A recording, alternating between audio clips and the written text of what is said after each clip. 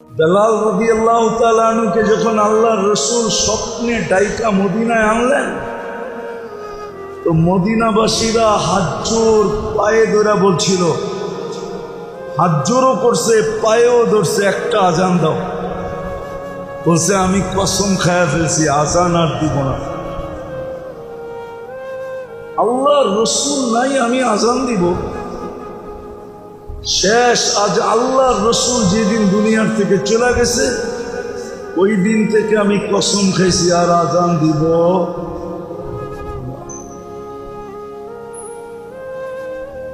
আমি যখন আশহাদু আন্না মুহাম্মাদুর রাসূলুল্লাহ বলতাম, মুহাম্মাদুর রাসূলুল্লাহ সামনে থাকতেন আর আমি ইশারা করতাম আশহাদু আন্না মুহাম্মাদুর রাসূলুল্লাহ সাল্লাল্লাহু আলাইহি ওয়াসাল্লাম। এখন আজান দিব তো দিব কি করে? এইখানে যায় তো আমি বেলাল হারায়া যাব, বেহুশ হয়ে যাব, আমি নিজেকে নিজে ধরে রাখতে পারবো না। বিধায় আমি কসম খাইছি আজান দিব না। মদিনাবাসী ভাবছে ডাইল তো গলবে না, তো সবাই যে হাসান হুসাইনকে বলছে।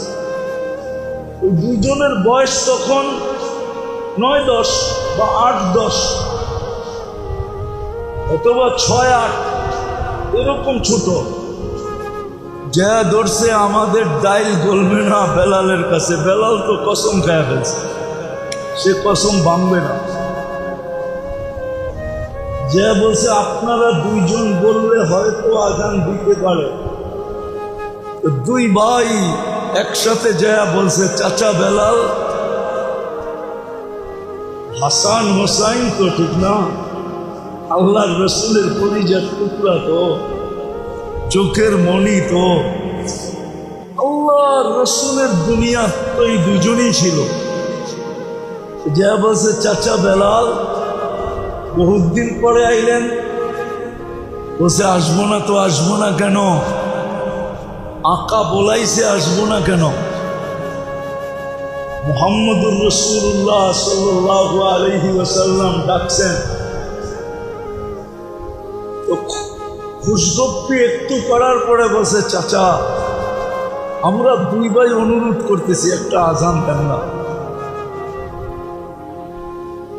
বলছে কসম তো খাইছি আজান দিব না, কিন্তু তোমাদের অনুরোধও ফিরানো যাবে না,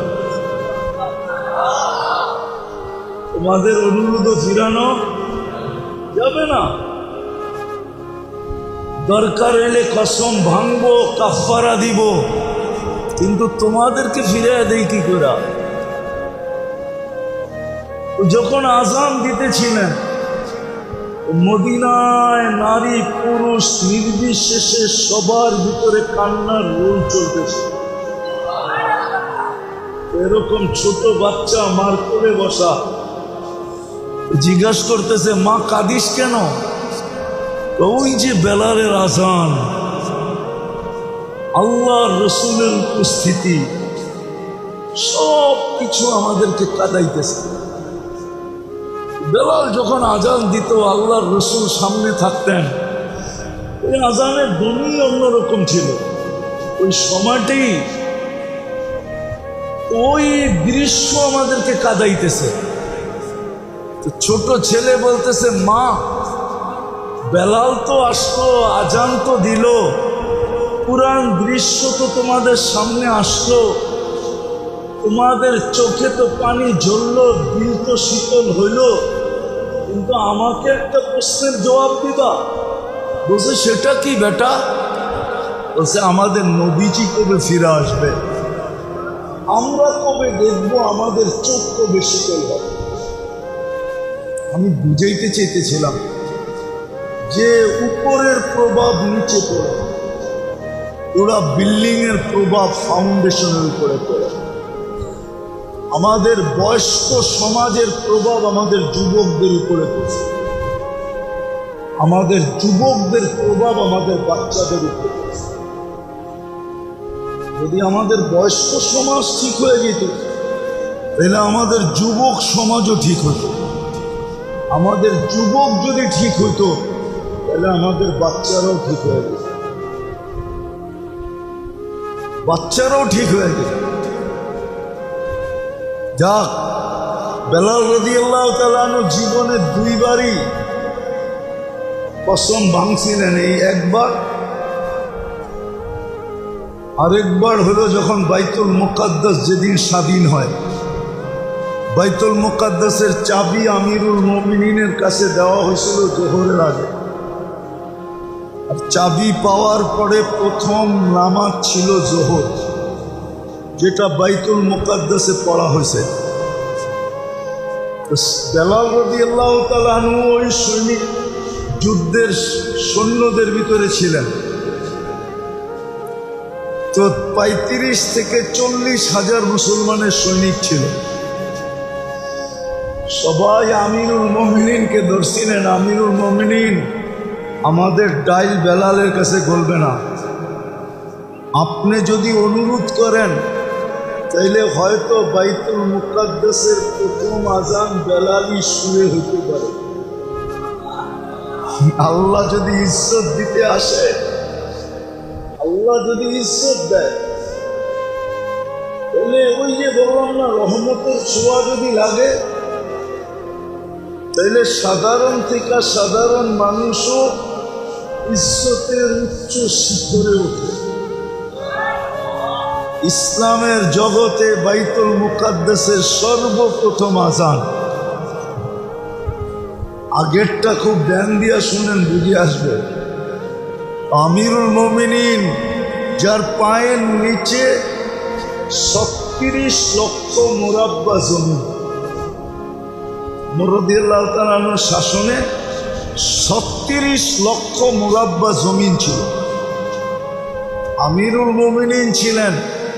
উনি বেলাল রাদিয়াল্লাহু তাআলা আনহুকে ডাইকা বলতেছে, সাইয়্যিদুনা বেলাল, ও আমাদের সর্দার বেলাল, আবেদন করতেছি, হুকুম দিতেছি না। কি আবেদন করতেছি, হুকুম দিতেছি না। হুকুম না, আমার আবেদন আপনার কাছে। আপনি তো সর্দার, আমি আমিরুল মুমিনিন হইলে কি হবে? সর্দার কিন্তু আপনি, সর্দার সাইয়্যিদুনা বেলাল, আপনি আমাদের সর্দার। আপনার কাছে আবেদন, যদি জোহরের আজানটা দিতেন। তো বেলাল বলে, একবার কসম ভাঙছি, আবার আপনার জন্য আসছে। প্রথম আজান বেলাল রাদিয়াল্লাহু তাআলা আনহু। আর রব্বে কাবার কসম কিতাবে পাওয়া যায়, বেলাল যখন বাইতুল মুকাদ্দাসে আজান দিতেছিল, তো এই ৩৫ থেকে ৪০,০০০ সাহাবী ওই রসুলের জমানা মনে করা, ওই আজানের পরিস্থিতি, সুর, পরিবেশ সবকিছু তো চোখের সামনে ভেসে আসছে, ঠিক না?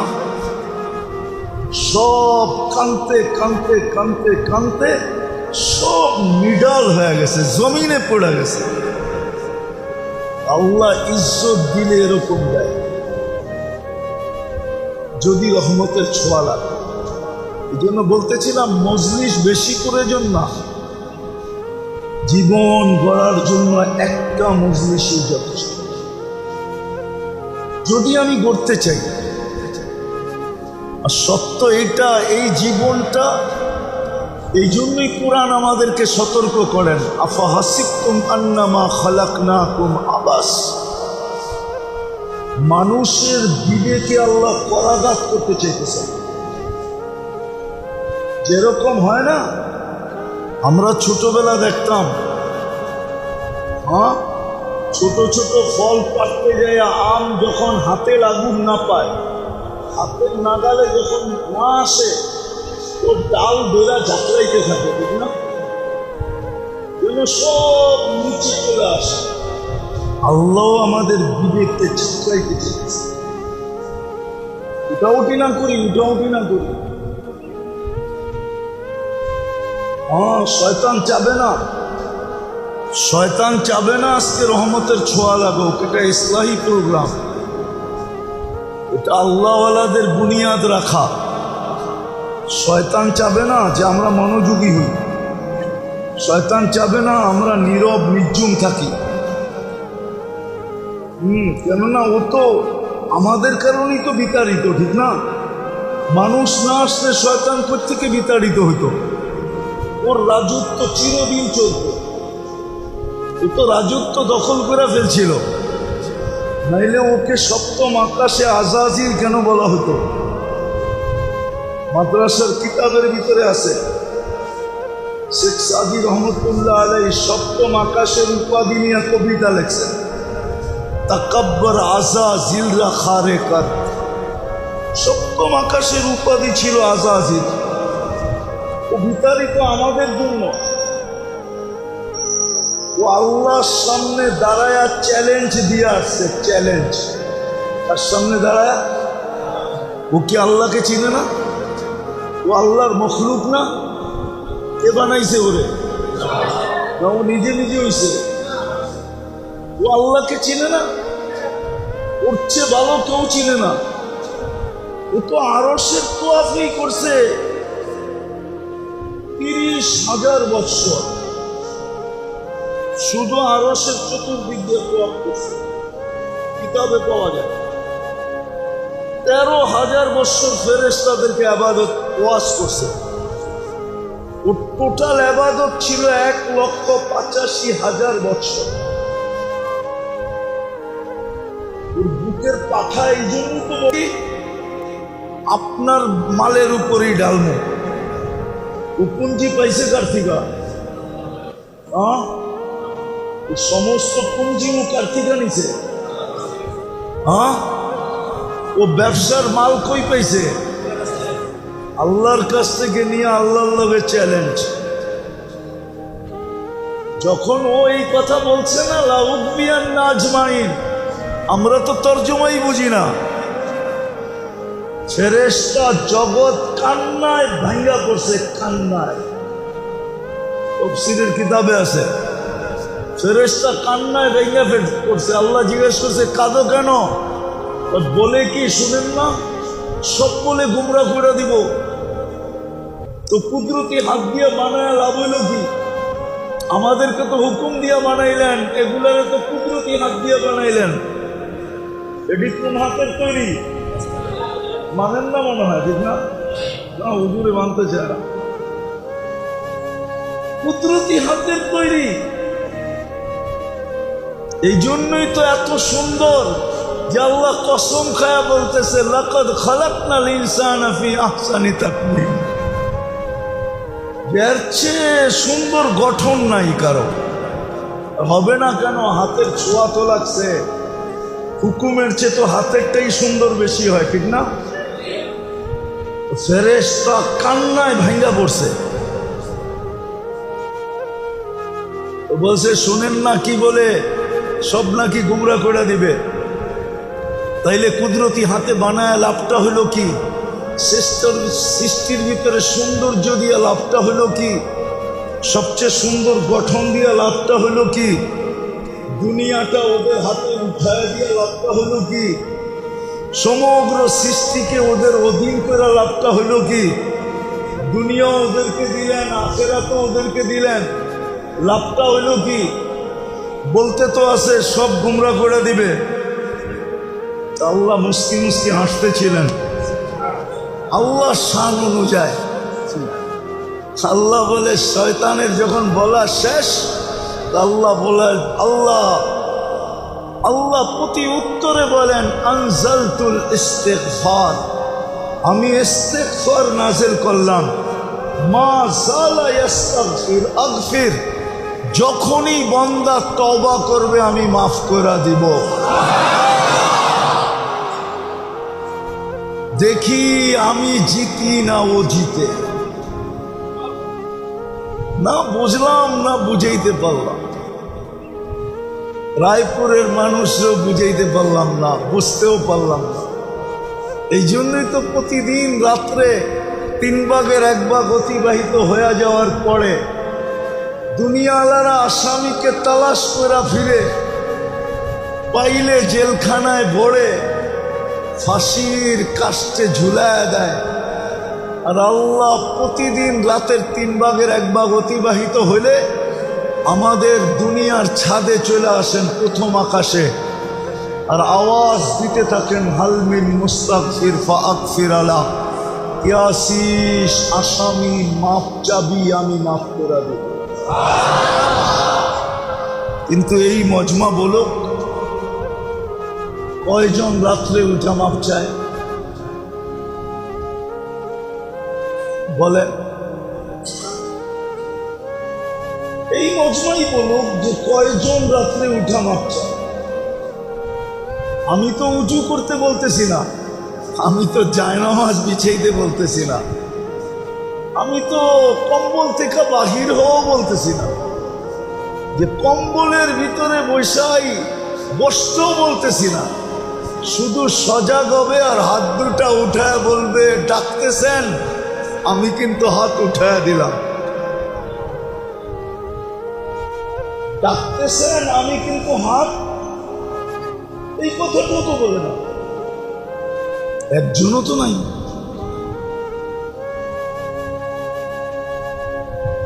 রাগ হয় না, এই জন্যই কিন্তু কোরআন বলে আফাহাসিবতুম আন্নামা খালাকনাকুম আবাস, তোমার ধারণা কি তুমি অনর্থক? জীবন করতে হবে কিন্তু অনর্থক না।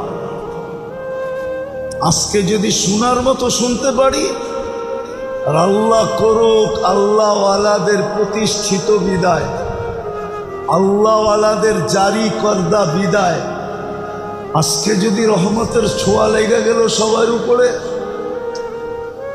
বাস কাম বনে যাবে। মনে মনে দোয়া করতে থাকেন, পরিবেশটাকেও এরকম রাখেন, আর শোনাটাও ওরকম গভীরভাবে মনোযোগ দিয়ে শুনে। চলে গেলে চলবে না, চলে তো যাবে, এখানে কারো থাকার সুযোগ নেই। যদি এককভাবে কেউ থাকতেন তাহলে একজনেরই থাকার সুযোগ ছিল। মুহাম্মদুর রাসূলুল্লাহ সাল্লাল্লাহু আলাইহি ওয়াসাল্লাম উনি চিরদিন থাকতেন।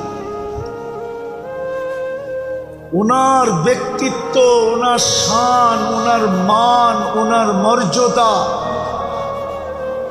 ওনার উচ্চতা, সব কিছু এই কথা প্রমাণ করে উনি চিরদিন থাকতেন। মালাকুল মউত যখন আসছিলেন, মালাকুল মউতের কথা আপনাদেরকে আমি শুনাইয়া দিতেছি। মালাকুল মউত বলতেছিল যে আজ পর্যন্ত কারো কাছে অনুমতি নিয়ে আমার ঢুকতে হয় নাই, না নবী না রাসূল, শুধু আপনার ব্যাপারে আল্লাহর উপদেশ হলো অনুমতি দিলে ঢুকবা, নাইলে ঢুকবা না, চলে আসবা। ছিলেন না মুহাম্মদুর রাসূলুল্লাহকে? দরজার বাহিরে দাঁড়ায় বলছে অনুমতি, তাও পুরাটা উপস্থাপন করা। আজ পর্যন্ত কারো কাছে ঢুকতে যাইতে আসতে আমার অনুমতির প্রয়োজন হতো না, কিন্তু আজকে আল্লাহ ডাইকা বলছে বন্ধুর গেটে যায় অনুমতি নিবা, অনুমতি দিলে ঢুকবে, নাইলে ফেরত চলে আসবে। বলছে দুইটাই কাজ শুরু করবে না, বন্ধুকে আবার জিজ্ঞাসা করবে তুমি হাত রাখবে, বন্ধু আমার কাছে আসতে চায় না, যদি না চায় তাহলে ফিরে চলে আসবে, আর বন্ধু যদি বলে তাহলে বুকে হাত রাখবে, নাইলে রাখবে। এই জন্যই তো মালাকুল মউত যখন অনুমতি নিয়ে ঢুকছেন, আল্লাহ রাসূল জিজ্ঞাসা করছে আইনা আখি জিবরিল, আমার ভাই জিবরিল কোথায়? মালাকুল মউত বলছে ফিস সামাইল উলা, প্রথম আকাশে আমি দেখা আসছি। তো একটু পরেই পিছন থেকে সালাম দিয়ে ঢুকছেন, আর ঢুকা বলছেন আল্লাহু ইয়ান্তাযিরুকা, উনি মালাকুল মউতের ইচ্ছার সাথে সায় দিছেন। সায় বুঝেন? হায়ে হা মিলাইছেন যে আল্লাহ আপনার অপেক্ষায় আছে, অনুমতি চাবে এখনই, আপনি আল্লাহর অপেক্ষায়, আল্লাহ আপনার জন্য অপেক্ষমান। আল্লাহু ইয়ান্তাযিরুক, আল্লাহ আপনার অপেক্ষায় অপেক্ষমান। আল্লাহ চায় আপনি চিরদিনের জন্য বন্ধুর কাছে চলে যান। বলছে জিবরিল আমিও তো চাই যাব, কিন্তু একটা প্রশ্ন মধ্যখানে। বলছে সেটা আবার কি প্রশ্ন?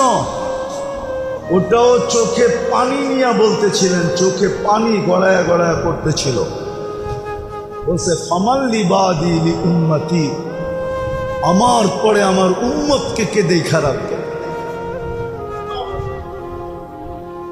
লানত আমাদের জিন্দিগির উপর, লানত বললে ভুল হবে না, ওলামা আবার রাগ না হয়ে যায়। আমাদের জিন্দিগির উপরে লানত। ওই নবীর ইজ্জত রাখি না আমরা, ইজ্জত। আমাদের সমাজের চেহারা দেখলে মনে হয় না আমরা ওই রসুলের ইজ্জত রাখছি। যুবক তোমাদের পায়ে হাত দিয়ে বলি, আমি আমাদের উপরে বললাম, আমার উপরেও বললাম, আমরা নবীর ইজ্জত রাখি।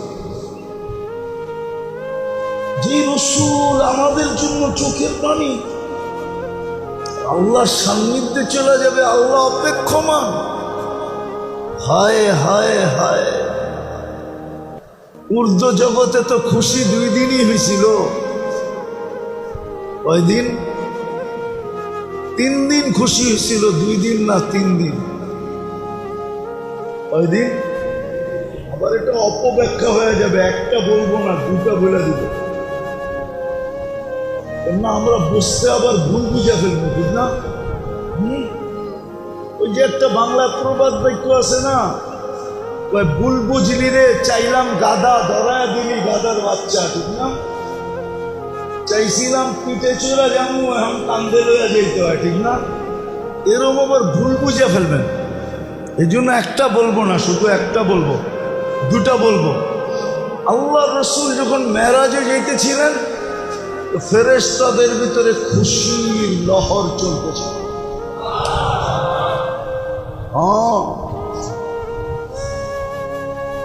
কেননা সব আকাশ অতিক্রম করে গেছেন, ঠিক না? ঘুরতে ঘুরতে দেখতে দেখতে গেছেন, ঠিক না? ফেরেশতারা ওই দিন দেখছে আল্লাহর বন্ধুকে। প্রথম আকাশের ফেরেশতা, দ্বিতীয়, তৃতীয়, চতুর্থ, পঞ্চম, ষষ্ঠ, সপ্তম। না দেখে নাই? না হুজুর মনে হয় মানে না। দেখছে না? দেখে নাই? সমস্ত আকাশের ফেরেশতারা দেখছে আল্লাহর বন্ধুকে। কানাঘুষা চলতেছিল, খুশির লহর চলতেছিল, বন্ধু যাইতেছে বন্ধুর কাছে। আর দ্বিতীয় খুশি, যেদিন চিরদিনের জন্য চলে যেতেছিলেন, তো ফেরেশতারা বলতেছিল ইয়াসিলুল হাবিব ইলাল হাবিব, আজকে বন্ধু চিরদিনের জন্য বন্ধুর কাছে চলে আসে। চিরদিনের কাছে, বন্ধুর কাছে চলে আসে। ওই রসুল আমাদের জন্য চোখের পানি ঝরাইতেছেন, আমার পরে কে দেখা রাখবে? উম্মতের কোনো কিছুই এই কথা বোঝায় না যে আমরা ওনার ইজ্জত রাখছি। 23 বছর তো কানতে কানতেই গেলেন। আরশে জয়াপন তো আমাদেরকে বললেন না, আপনি আরশ পড়েন নাই? হ্যাঁ, আরশ সম্বন্ধে জ্ঞান, ওলামারা রাগ না হয়ে যায়, অনেক ওলামারই নেই। আপনি পড়েন নাই যে আরশের জগৎটা কি, নিচের জগৎটা কি? আপনি বলবেন এটা কি পাওয়া যায়? হ্যাঁ আছে, কিতাবে আছে, খুঁজতে হবে অনেক। ওই জগতে একটা তুলনা দিলে বোঝা যাবে। মুসা আলাইহিস সালাম বনি ইসরাইল আল্লাহকে দেখতে চাইছে, ঠিক না? কোরআনে আছে না? দেখতে চাইছে, ঠিক না? আল্লাহ শর্ত দিছে, ইনিস্তাকাররা মাকানাহু, পাহাড় যদি স্থির থাকে তো আমাকে দেখতে পারবে, আর যদি স্থির না থাকে তাইলে দেখতেও পারবে না, সইতেও পারবে না। ফালাম্মা তাজাল্লা লিল জাবাল, আল্লাহ যখন নিজেকে দেখানোর জন্য পাহাড়ের উপরে তাজাল্লি দিছেন, হায় হায়, খাররা মুসা সাইকা। 20 জন যারা সাথে ছিল এরা তো মরেই গেছে, আর মুসা আলাইহিস সালাম বহু দূরে যাওয়া করছে। 40 দিন বেহুশের মতো ছিল। কতদিন? কত? তাজাল্লি কোত্থেকে দিছেন? আল্লাহ কোত্থেকে দিছেন? আরশ কই? এই নরসিংদী স্টেশনে, ঠিক না? কোন জায়গায়? ফাওকা সাবঈ সামাওয়াত, 7 আকাশের উপরে, ঠিক না? উপরে বললেই তো আদাত উপরে তো না, ওটা খোলারও সময় নেই আমার কাছে, খোলা যায় যে কত উপরে। 70,000 পর্দার ওই পার থেকে পর্দা সরায় না, পর্দা রাইখা পর্দার ওই পার থেকে তাজাল্লি দিছেন। 40 দিন বেহুশের মতো ছিলেন, অথচ বন্ধু কাবা কাউসাইনে সুম্মা দানা দানা দানা দানা দানা দানা ফাতাদাল্লা ফাকাবা কাউসাইনি আও আদনা। সমস্ত পর্দা সরা গেছে, আরশের উপরে উঠা গেছে, নূরের জগৎ নৈকট্য লাভ করতে করতে করতে করতে করতে কাবা কাউসাইনি আও আদনা। হারায় যাওয়ার কথা ছিল, কিন্তু হারান নাই। আত্তাহিয়াতু বলতে দেরি, আত্তাহিয়াতু, তারপরে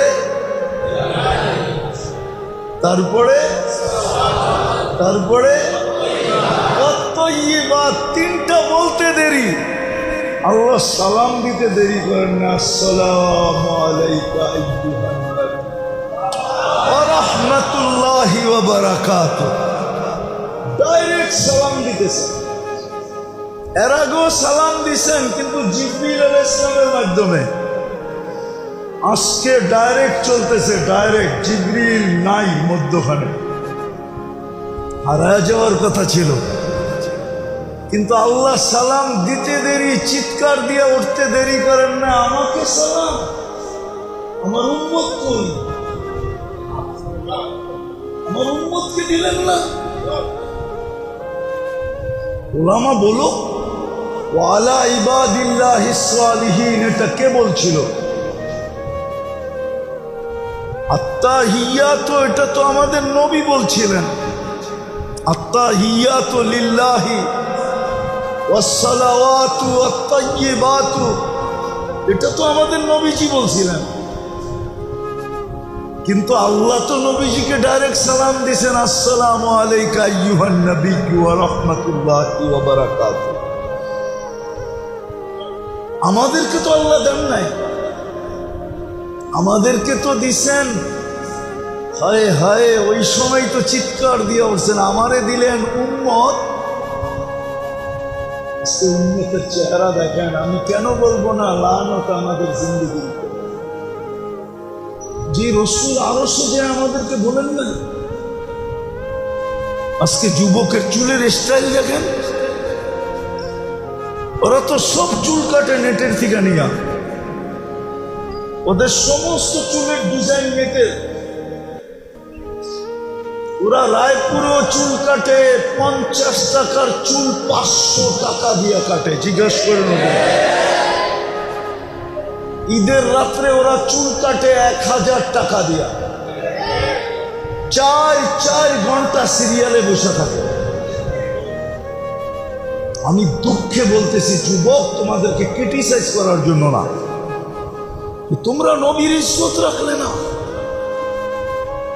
এই জন্যই তো আল্লাহ বলে আফাহাসিবতুম আন্নামা খালাকনাকুম আবাস, অনার্থক তৈরি। তোকে তো আমি তৈরি করছি এক আজিম জিনিসের জন্য। এই উম্মত জানে না এই উম্মত কেন তৈরি। জানি না ওলামা একমত হবে কিনা। এই উম্মত তো তৈরি করছেন আল্লাহ কিয়ামতের দিন আল্লাহর পক্ষে রাজ সাক্ষী দেওয়ার জন্য। নাহলে এই উম্মত তৈরি করার দরকার ছিল না। কিয়ামতের দিন এই উম্মত আল্লাহর পক্ষে কি দিবে? রাজ সাক্ষী। বুঝেন, সরকারের পক্ষে যে সাক্ষী দেয় সে হইল রাজ সাক্ষী। রাজ সাক্ষীর জন্য তো এই উম্মত তৈরি। আমি লিখি না, জালালউদ্দিন সুয়ুতী রহমতুল্লাহ আলাইহি লিখছে, ওনার কিতাব পড়া দেখেন, মুসান্নেফের নাম বলে দিলাম। এই উম্মত রাজ সাক্ষী। বুখারী রহমতুল্লাহ আলাইহি এটার উপরে বাব আনছেন, যদিও কাহিনী একটা আনছেন, নূহ আলাইহিস ইসলামের কাহিনী। কাহিনী শুধু নূহ আলাইহিস ইসলামের না, ১৬ লক্ষ উম্মতের কাহিনী। নবীদের পক্ষে এই উম্মত আল্লাহর পাশে দাঁড়ায় সাক্ষী দিবে। ১৬ লক্ষ আল্লাহর পক্ষে সাক্ষী, নবীদের পক্ষে সাক্ষী। এই জন্য কিতাবে পাওয়া যায়, যদি নিজেকে বানাইতে পারলাম তাহলে ইনশাআল্লাহ কিয়ামতের মাঠে দাঁড়াইতে হবে না। সাক্ষী কোনোদিন আসামির জায়গায় দাঁড়ায় না, সাক্ষী তো জজের পাশে দাঁড়ায়, আসামি তো কাঠগোড়ায় দাঁড়ায়। কিয়ামতের মাঠ তো কাঠগোড়া আসামির জন্য, এই উম্মতের জন্য না। এই উম্মত তো আল্লাহর পাশে স্টেজে দাঁড়াবে, স্টেজে দাঁড়াবে। এই উম্মত তো নিজের দাম জানে না, এই জন্যই তো নবীর ইজ্জত রাখে নাই। কিন্তু একটা কথা বলি, দেখি আপনাদের দিলে গাথে কিনা। ইমাম বুখারী লেখছেন, আমি লিখি নাই। এইখানেও দাওরায়ে হাদিস মাদ্রাসা অনেকগুলো আছে, রায়পুরও বহুত বড় বড়। যান বুখারী শরীফ নিয়ে আসেন, আমি খুলে দেখায় দিই। ইমাম বুখারী রহমতুল্লাহ আলাইহি লেখছেন, কবরের প্রথম প্রমাণ করতে হবে কি? প্রথম রব প্রমাণ করতে হবে না, প্রথম দিন প্রমাণ করতে হবে না, প্রথম প্রমাণ করতে হবে আপনি মুহাম্মদুর রাসূলুল্লাহর রঙে কতটুকু রঙিন ছিলেন। মনে হয় মানতে রাজি না। আমি কিতাব বলে দিতেছি, আমি কিতাব বলে দিতেছি। কিতাবুল জানায়েজ ইমাম বুখারী রহমতুল্লাহ আলাইহি ৫ম পারায় আছে। ওটার ভিতরে বাব আনছেন উনি, মুস্তাকিল বাব, যে দাফনকারীরা যখন দাফন সম্পূর্ণ করে ফিরতে থাকে তখন মুর্দা এদের ফিরার জুতার আওয়াজ পায়। তখনই ২ ফেরেশতা আসে, আয়েশা মুর্দাকে প্রথম জিজ্ঞাসা করে, মা কুনতা তাকুলু ফি হাদার রাজুলি মুহাম্মাদিন সাল্লাল্লাহু আলাইহি ওয়াসাল্লাম, তুমি মুহাম্মদুর রাসূলুল্লাহর রঙে কতটুকু রঙিন ছিল, আগে এটা প্রমাণ করো। প্রথম আল্লাহ প্রমাণ করো না, প্রথম দিন প্রমাণ করো না। আপনি আল্লাহ চিনছেন কাকে দিয়া? আরে কাকে দিয়া আল্লাহ চিনছেন? কাকে দিয়া আল্লাহ চিনছেন? কাকে দিয়া? জোরে বলেন না। মুহাম্মদুর রাসূলুল্লাহ দিয়া আপনি আল্লাহ চিনছেন।